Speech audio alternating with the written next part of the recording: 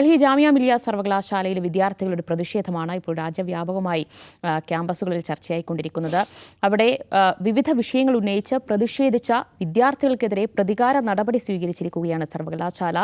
അവിടെ പ്രതിഷേധിച്ച വിദ്യാർത്ഥികൾക്ക് സർവകലാശാല നേരത്തെ ക്യാമ്പസ് വിലക്കൊക്കെ ഏർപ്പെടുത്തിയിരുന്നു. പക്ഷേ ആ വിലക്കിന് പിന്നാലെ തന്നെ ഈ പ്രതിഷേധിച്ച വിദ്യാർത്ഥികളിൽ 17ഓളം പേരുടെ പെൺകുട്ടികളടക്കമുള്ള കുട്ടികളുടെ വിദ്യാർത്ഥികളുടെ വിവരങ്ങൾ പരസ്യപ്പെടുത്തുകയാണ് സർവകലാശാല ചെയ്തത്. അതിൽ വിദ്യാർത്ഥികളുടെ ചിത്രവും അവരുടെ ഡിപ്പാർട്ട്മെൻറ്റും അവരുടെ സ്ഥലവും എന്തിന് ഫോൺ നമ്പർ അടക്കം ഉൾപ്പെടുത്തിക്കൊണ്ടാണ് സർവകലാശാലയുടെ വിവിധ ഗേറ്റുകളിൽ അവർ അത് പരസ്യപ്പെടുത്തിയത്. അതിനെതിരെ വലിയ പ്രതിഷേധമുയരുകയും ചെയ്തു. എന്തായാലും ആ പ്രതിഷേധത്തിന് പിന്നാലെ സർവകലാശാല ആ വിവരങ്ങളൊക്കെ നീക്കം ചെയ്തിട്ടുണ്ടെങ്കിലും പ്രതിഷേധം അവസാനിച്ചിട്ടില്ല. വിദ്യാർത്ഥികൾ ഒന്നടങ്കം ഇതിനെതിരെ രംഗത്തെത്തുകയാണ്. അത് സ്വകാര്യതാ ലംഘനമാണ്, പ്രതികാര നടപടിയാണ്, ജനാധിപത്യ വിരുദ്ധമാണ് എന്ന് പറഞ്ഞുകൊണ്ടാണ് പ്രതിഷേധം ശക്തമായിക്കൊണ്ടിരിക്കുന്നത്. വിദ്യാർത്ഥികൾ മാത്രമല്ല, ആക്ടിവിസ്റ്റുകളും എന്തിന് രാഷ്ട്രീയ നേതാക്കൾ വരെ സർവകലാശാലയ്ക്കെതിരെ രംഗത്തെത്തിയ സാഹചര്യമാണ് ഇപ്പോഴുള്ളത്. അജിംസ, അവിടെ യഥാർത്ഥത്തിൽ ജാമിയ മിലിയ സർവകലാശാലയിലെ വിദ്യാർത്ഥികളുടെ പ്രതിഷേധത്തിന് കാരണം തന്നെ എന്താണ്? അതായത് പൗരത്വ പ്രക്ഷോഭം 2019 നമ്മൾ ഓർമ്മയുണ്ട്. അതിൻ്റെ ഒരു എപ്പിസെൻ്ററായിരുന്നു ജാമിയ മിലിയ. ജാമിയ മിലിയ എന്ന് പറയുമ്പോൾ ഏഷ്യയിലെ ഏറ്റവും മികച്ച 10 യൂണിവേഴ്സിറ്റികളിൽ 8ാം സ്ഥാനത്തുള്ളൊരു യൂണിവേഴ്സിറ്റിയാണ് ജാമിയ മിലിയ. ഇന്ത്യയിൽ തന്നെ ഏറ്റവും മികച്ച ടോപ്പ് റാങ്കിങ് യൂണിവേഴ്സിറ്റികളൊന്നാണ്. അപ്പോൾ അങ്ങനൊരു യൂണിവേഴ്സിറ്റിയിൽ നിന്നാണ് ഈ 2019 പൗരത്വ പ്രക്ഷോഭത്തിനെതിരായുള്ള പ്രക്ഷോഭം പൊട്ടിപ്പുറപ്പെടുന്നത്. വിദ്യാർത്ഥികളുടെ പ്രക്ഷോഭം പൊട്ടിപ്പുറപ്പെടുന്നു. ഇത് ഒരുപാട് വിഷയങ്ങൾ നമ്മുടെ ഓർമ്മയുണ്ടാവും. അപ്പോൾ ജാമിയയിൽ നടത്തിയിട്ടുള്ള പോലീസ് അട്രോസിറ്റി അതും ഓർമ്മയുണ്ടാവും. പോലീസ് ക്ലാസ് മുറികളിൽ കയറി, ലൈബ്രറികളിൽ കയറി കുട്ടികളെ ലാത്തിച്ചാർജ് ചെയ്തു, കസ്റ്റഡിയിൽ തല്ലിച്ചതക്കുകയാണ് ചെയ്തത്. ചതച്ചു പെൺകുട്ടികൾ ഉൾപ്പെടെയുള്ളവരെ വലിച്ചഴിച്ചു കൊണ്ടുപോകുന്ന ദൃശ്യങ്ങൾ നമ്മുടെ മുന്നിലുണ്ട്. അപ്പോൾ ആ അട്രോസിറ്റിക്കെതിരെ അതിൻ്റെ ഒരു വാർഷികത്തിൽ, അതിൻ്റെ ഒരു 5ാം വാർഷികത്തിൽ അവർ ഡിസംബർ അവസാന വാരം ഒരു പ്രൊട്ടസ്റ്റ് സംഘടിപ്പിച്ചു. അതിൻ്റെ വാർഷികം ആചരിക്കുന്നതിൻ്റെ ഭാഗമായി അങ്ങനെ പ്രൊട്ടസ്റ്റ് സംഘടിപ്പിച്ചപ്പോൾ അതിന് അനുമതി നിഷേധിക്കുകയും ക്ലാസ്സുകൾ തടസ്സപ്പെടുത്തിയെന്ന് പറഞ്ഞിട്ട് പോലീസിനെ ഇടപെടുകയും ചെയ്തു സർവകലാശാല അധികൃതർ. അങ്ങനെ അവരെ അറസ്റ്റ് ചെയ്ത് കൊണ്ടുപോയി പിന്നീട് വിട്ടയച്ചു. ഇങ്ങനെ അറസ്റ്റ് ചെയ്യപ്പെട്ട ആളുകൾക്കെതിരെ അച്ചടക്ക നടപടിക്ക് ശുപാർശ വരുന്നു. അവരെ സസ്പെൻഡ് ചെയ്യുന്നു. അതായത് ക്യാമ്പസിൽ പ്രവേശനം നിഷേധിച്ചു. അപ്പോൾ ആ സസ്പെൻഡ് ചെയ്യുക മാത്രമല്ല, ഈ സമരം ചെയ്ത വിദ്യാർത്ഥികളുടെ പേരും ഫോൺ നമ്പറും ഉൾപ്പെടെയുള്ള സ്വകാര്യ വിവരങ്ങൾ ഇവരൊരു പോസ്റ്ററായിട്ട് ഇതിൻ്റെ ഗേറ്റിൽ പ്രദർശിപ്പിച്ചു എന്നാണ് വിദ്യാർത്ഥികൾ പറയുന്നത്. എന്ന് മാത്രമല്ല, ഈ സമരം ചെയ്ത വിദ്യാർത്ഥികളുടെ വീടുകളിൽ വിളിച്ച്, അതായത് ലോക്കൽ ഗാർഡിയൻസിനെ വിളിച്ചും പേരൻസിനെ വിളിച്ചും ഇവരോട് സമരം ചെയ്യരുത് എന്ന് പറയണം എന്നാവശ്യപ്പെടുകയാണ്. എത്ര വില കുറഞ്ഞ രീതിയിലാണ് സർവകലാശാല അധികൃതർ പെരുമാറുന്നത് നോക്കുക. അപ്പോൾ എന്തുകൊണ്ടാണ് ജാമിയ പോലുള്ളൊരു വളരെ പൊളിറ്റിക്കലി സെൻസിറ്റീവ് ആയിട്ടുള്ളൊരു ക്യാമ്പസിൽ, പൊളിറ്റിക്കലി സെൻസിറ്റീവ് എന്ന് പറയുമ്പോൾ ഇന്ത്യയെ സംബന്ധിച്ചിടത്തോളം ഇന്ത്യയിലെ യൂണിവേഴ്സിറ്റി ക്യാമ്പസുകൾ എന്ന് പറഞ്ഞാൽ ജനാധിപത്യത്തിൻ്റെ ഒരു കളിത്തൊട്ടിൽ തന്നെയാണ്. എങ്ങനെയാണ് ഇന്ത്യൻ യൂണിവേഴ്സിറ്റികൾ ഈ ജനാധിപത്യ പ്രക്ഷോഭങ്ങളെ, ജനാധിപത്യപരമായ ഡിസെൻറ്റിനെ ഉയർത്തിപ്പിടിക്കുന്നത് നമ്മൾ പൗരത്വ പ്രക്ഷോഭ കാലത്ത് മാത്രമല്ല, അതിന് തൊട്ടുമുമ്പ് രോഹിത് വെമുലയുടെ ആത്മഹത്യയെ തുടർന്ന് നമ്മൾ കണ്ടതാണ്. അപ്പോൾ യഥാർത്ഥത്തിൽ മോദി സർക്കാരിനെ സംബന്ധിച്ച് സർവകലാശാലകൾ പിടിക്കണം, സർവകലാശാലകളാണ് ഏറ്റവും വലിയ ശത്രു കേന്ദ്രങ്ങളെന്ന് മോദി സർക്കാരിന് തോന്നുന്നത് രോഹിത് വെമുല സംഭവത്തോടെയാണ്. കാരണം ആ സമയത്ത് 2014-15 സമയത്ത് രാജ്യത്തെമ്പാടും ദലിതുകൾക്കെതിരായിട്ടുള്ള വലിയ തോതിലുള്ള വേട്ടയാടലുകൾ നടന്നുകൊണ്ടിരിക്കുന്ന സമയം.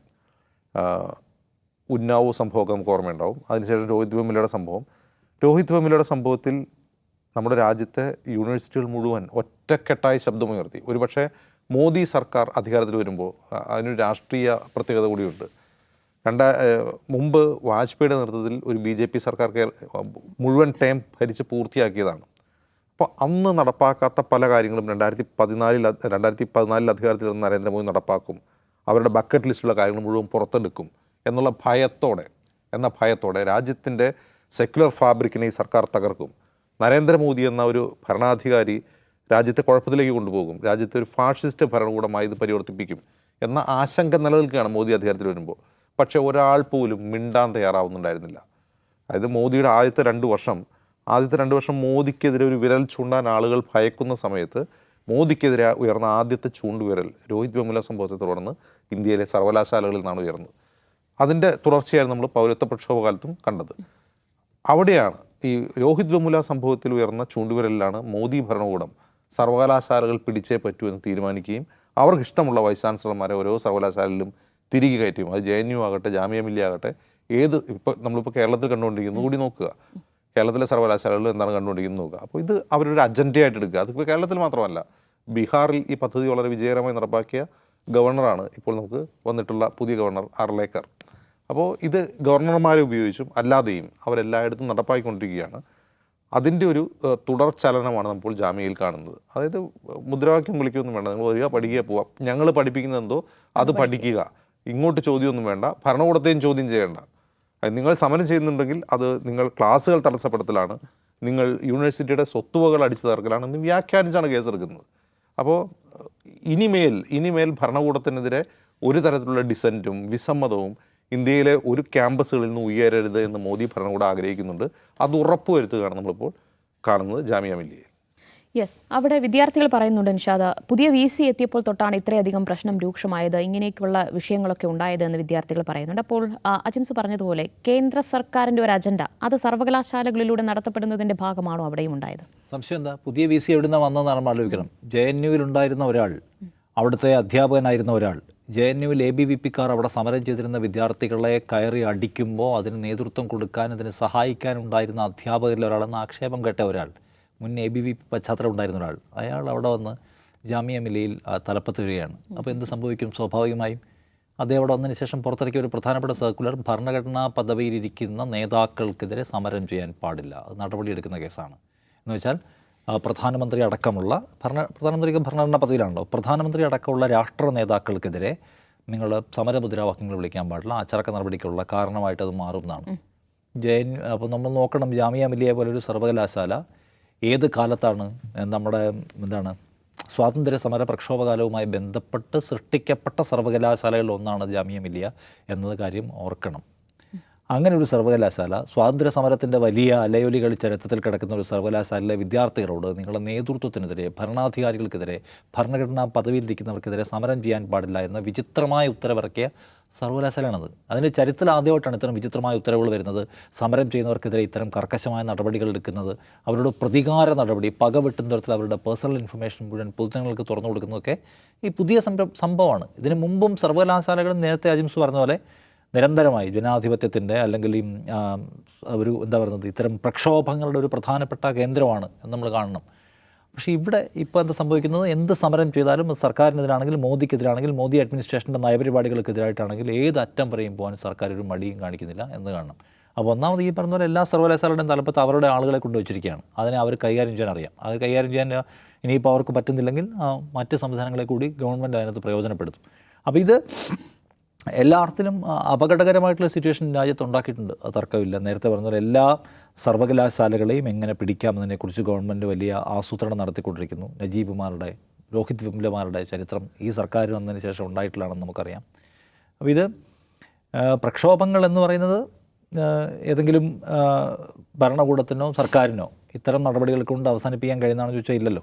ഗവൺമെൻറ് കൂടുതൽ ശക്തമായിട്ടുള്ള ഓട്ടോക്രാറ്റിക് ആയിട്ടുള്ള നിലപാട് സ്വീകരിക്കുമ്പോൾ സ്വാഭാവികമായിട്ടും പ്രതിഷേധത്തിനും അതിൻ്റെ രൂപം മാറുമെന്നാണ് ഞാൻ വിചാരിക്കുന്നത്. അങ്ങനെ പ്രത്യേകിച്ച് വിദ്യാർത്ഥി പ്രക്ഷോഭങ്ങൾ അവ ഏതെങ്കിലും തരത്തിലുള്ള ഈ തിട്ടൂരങ്ങൾ കൊണ്ട് അടച്ചു വയ്ക്കാൻ കഴിയുമെന്ന് പ്രതീക്ഷിക്കുന്നു എനിക്ക് തോന്നുന്നില്ല. പിന്നെ ലോകത്തെല്ലാ ഓട്ടോക്രാറ്റുകളും അങ്ങനെയാണ്, വിദ്യാർത്ഥികളെ അവർ ഭയപ്പെടുന്നത്. കാരണം എല്ലാം വിദ്യാർത്ഥികളുടെ എന്ന് പറഞ്ഞാൽ ഒരു ജെന്യുവിൻ പൊളിറ്റിക്കൽ അത് ചൂസ് ചെയ്യുന്ന സമയമാണുള്ളത്. വിദ്യാർത്ഥികളുടെ ചോര തിളയ്ക്കുന്ന സമയം എന്ന് വെച്ചാൽ അവർ രാഷ്ട്രീയം ചൂസ് ചെയ്യുന്ന, സമൂഹത്തെക്കുറിച്ച് ബോധ്യമുണ്ടാകുന്ന, ഭരണകൂടത്തിൻ്റെ നയപരിപാടികൾക്കെതിരെ വലിയ തോതിലുള്ള വികാരം അണപൊട്ടുന്ന സമയമാണ്. ആ സമയത്ത് മനുഷ്യർ സമരവുമായി ഇറങ്ങുക എന്ന് വെച്ചാൽ അത് ഏറ്റവും കൂടുതൽ ബാധ്യത ഉണ്ടാക്കുന്നത് ഭരണകൂടത്തിനാണ്. അതിനെ മാനിപ്പുലേറ്റ് ചെയ്യാൻ പ്രയാസമാണ് വിദ്യാർത്ഥികളുടെ സമരത്തെ. കാരണം അതിൻ്റെ കോസ്, അതിനുവേണ്ടി ഇറങ്ങുന്ന മനുഷ്യരുടെ ഉള്ളിലുള്ള വികാരം എന്ന് പറയുന്നത് മാക്സിമം ജെന്യുവിനായിരിക്കും. അപ്പോൾ അതുകൊണ്ട് അതിനെ ഉണ്ടാവുന്നതിൽ നിന്ന് തടയുക, ഭയപ്പെടുത്തി ഇല്ലാതാക്കുക എന്ന് പറയുന്ന പോളിസി ലോകത്ത് പലയിടത്തും ഏകാധിപത്യങ്ങൾ നടത്തിയിട്ടുള്ളതെന്നാണ്. അതാണ് ഇവിടെ നടത്തുന്നത്. ഞാൻ വീണ്ടും പറഞ്ഞത്, ജാമിയ മില്ലിയയുടെ ചരിത്രം തന്നെ സമരവുമായി ബന്ധപ്പെട്ടതാണ്. നരേന്ദ്രമോദി ഇതൊക്കെ പറയുന്നത്, നരേന്ദ്രമോദി തന്നെ അടിയന്തരാവസ്ഥയ്ക്കെതിരെ ചെയ്ത സമരത്തെക്കുറിച്ച് വലിയ തോതിൽ വർത്തമാനം പറയുന്ന ആളാണ്. ജനസംഘർഷ സമിതിയോ ലോക് സംഘർഷ സമിതി എന്നൊക്കെ പറഞ്ഞ് RSSO BJP ഉണ്ടാക്കിയിട്ടുള്ള പ്രത്യേക സംഘത്തിൻ്റെ ഭാഗമായി നിന്നോട് സമരം ചെയ്ത ആളാണെന്നൊക്കെ അവകാശപ്പെടുന്ന ആളാണ് അദ്ദേഹം. അടിയന്തരാവസ്ഥയ്ക്കെതിരായ സമരം ആർക്കാണ്? ഇന്ദിരാഗാന്ധിക്കെതിരായ സമരമാണ്, ഭരണഘടനാ പദവിയിലിരുന്ന ആളാണ്. അപ്പോൾ അത്തരം സമരത്തെക്കുറിച്ചൊക്കെ അതിൻ്റെ പാരമ്പര്യത്തെക്കുറിച്ചൊക്കെ അവകാശപ്പെടുന്ന ഒരാൾ തനിക്കെതിരെ ഒരു സമരം ഉണ്ടാവാൻ പാടില്ല എന്ന് പിള്ളേരുടെ മുമ്പിൽ നോട്ടീസ് എഴുതി ഒട്ടിക്കുന്നതിൽ പരം അല്പത്തം വരെ കാണാനുണ്ട്. അതുകൊണ്ട് സമരമാണത്. സമരം എന്ന് പറയുന്നതിനെ ഭീഷണി കൊണ്ട് അവസാനിപ്പിക്കാൻ കഴിയുമായിരുന്നു, ഉണ്ടെങ്കിൽ സമരം തന്നെ ഉണ്ടാകുമായിരുന്നില്ല. സോ അതുകൊണ്ട് ഇത് പുതിയ പുതിയ സമരങ്ങൾക്കുള്ള കാരണങ്ങൾ സൃഷ്ടിക്കപ്പെടുന്നു ഞാൻ കാണുന്നുള്ളൂ. യെസ്, എന്തായാലും പ്രതിഷേധങ്ങളെ അടിച്ചമർത്താനുള്ള ശ്രമങ്ങൾ തന്നെയാണ് ജാമിയ മിലിയ സർവകലാശാലയിൽ നമ്മൾ കണ്ടത്. അവിടെ വിദ്യാർത്ഥി പ്രതിഷേധങ്ങൾക്കെതിരെ നടപടിയെടുക്കുകയാണ്, പ്രതികാര നടപടിയെടുത്തിരിക്കുകയാണ് സർവകലാശാല. പക്ഷേ അതുകൊണ്ട് മാത്രം അവരെ നിശബ്ദരാക്കാൻ കഴിയുമെന്ന് കരുതാൻ കഴിയില്ല. വീണ്ടും പ്രതിഷേധങ്ങൾ ഉയർന്നു വരുമെന്നതിൽ സംശയമില്ല.